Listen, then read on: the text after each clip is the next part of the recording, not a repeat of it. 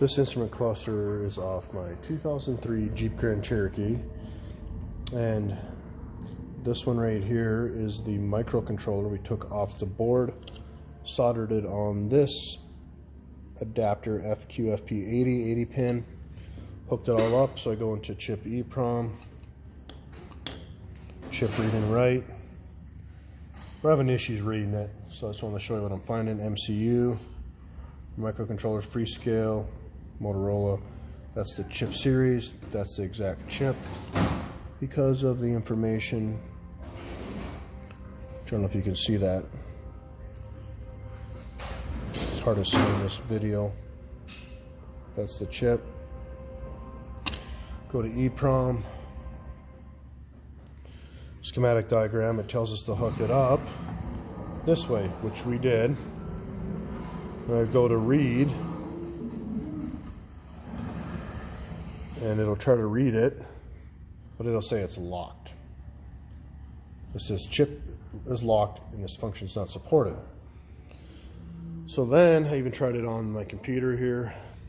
The programmer, same exact results.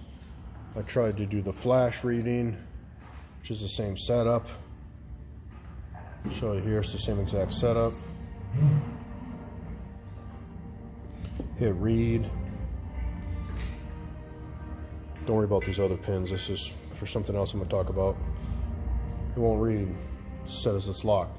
So I reached out to some guys and they're saying you got to have the oscillator or have this chip in the circuit and then do it, or use an external oscillator. I'm trying to use the oscillator in here according to the data sheet, and I still can't get it to read. Like if I go to the data sheet here and go up to ETOL and XTOL. Well, if you look on here, the ETOL, whatever they call it, EXTOL, I mean, is the programmer oscillator. EXTOL, pin 33, is the one there, and the XTOL is the one we don't have hooked up. Both of those, pin 33, 34 and 33, go to this crystal oscillator. So I made some jumper wires off of that to hook up, and it still won't read. And it shows in here, or if you look in here,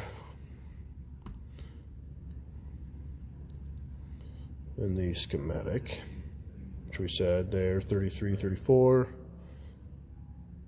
and it tells you the XTOL and EXTOL are the crystal drive and external clock input pins. They provide interference. They provide an interface for either crystal or CMOS compatible clock to control the internal clock generator circuitry. Talks about all that.